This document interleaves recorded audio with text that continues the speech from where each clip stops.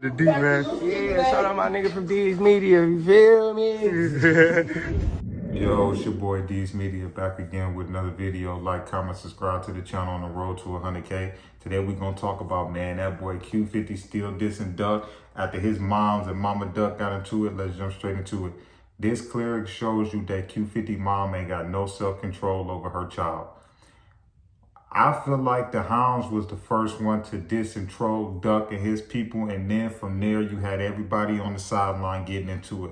And that's a lot of times how beef start. It start with one person saying one thing, and then one person saying, and then everybody getting in it. But the one thing I pride Mama Duck on is she get a lot of slack for being a bad parent. That woman was not on the internet before her kids passed away.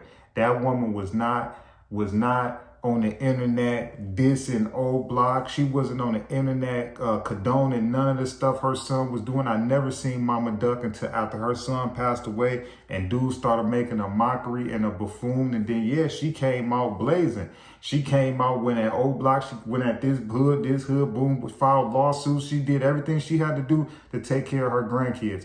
But the problem that, the thing that I respect Mama Duck is, Mama Duck never once sat there and said that her kids was perfect angels.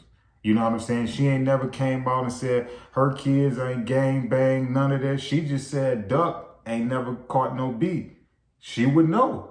Now, when it came to Brick, she was totally honest. She said, hey, listen, when it come to him, hey, you better believe what you heard. But I respect a woman, man, for knowing her kids wasn't perfect. Now on certain aspects, you know, do it take the smallest thing to get under Mama Duck's skin? Yeah. You know, is that good in this social media world where everybody got something to say? But let's be honest with you, and this including Q50. Y'all dissing Duck and y'all never met this man. Y'all dissing Duck like when Duck was here, he wasn't him. Y'all dissing Duck like it didn't take 5 or 8 people to get that man down. And if you want to keep it a buck, how many people did it take to get Von down? The one that everybody so-called love the best and is the biggest gangster in the world. How many people did it take to take dude out? Look how many people it took to get that boy Duck down. They had drivers, they had hitters, they had dudes to get rid of. They had, man, about so many people. So that goes to show you he was respected, because a goofy, you don't need 6 to 8 people for no goofy. You don't need 6 to 8 people for no lame. You could treat a lame any kind of way. You know what I'm saying? Why do you think they didn't let that man get back to 63rd or get back to the city? Why do you think they did dude downtown? We not gonna let you even get a chance to make it, because they know if dude would have been around 6 to 8 more people, or he would have had more people around him, man, it would have been a bang out downtown. But they caught dude by himself. You know what I'm saying? It took 6 people to get that man. You know what I'm saying? I just look at it like this. You could be a fan of both of these dudes. You could love both of these dudes' legacy. You could respect both of these dudes' legacy. But I don't like the way this generation respect Von and respect Dirt. But then when it comes to Duck legacy, it's like, oh, dude ain't do nothing. He a goofy, or we ain't from 63rd. Okay, I'm going to tell you like this. For all you dudes that think it's cool to diss GDs, when you in the Midwest and you go to prison and you go to the feds, I hope you know the car that you're going to be in is going to be the Midwest GD car. So you can follow these BDs up on this music tip and all of that. You better not never go to prison or go to the feds and think you're going to scream GDK. And that's just real, you know. But like I say, man, it's just funny how everybody diss Duck and want to be so GDK in this generation. You know what I'm saying? Y'all never met these dudes. These dudes is in a whole nother era. That makes 0 sense. That's like me trying to diss Al Green or something like that. Like, bro, that ain't even your era, bro. Like, that to me, that's just goofy. But one thing I learned about this generation is it's easy, man, to knock somebody's legacy. It's easy to diss somebody. It's easy to troll somebody when they not here and they got clout and they got a name for themselves. That's why I feel like a lot of people gonna keep meat riding the BDs and they gonna keep dissing Duck and FBG and never met that man a day in his life. But that's how the world go. But I love y'all, appreciate y'all, man. But your boy Q50, I guess he letting it be known he don't care what his mama say. He don't care about none of that. He gonna diss Duck and he gonna diss 63rd. But I'm gonna say this, when Duck was alive, that would have mean, bro, you would have probably been in middle school.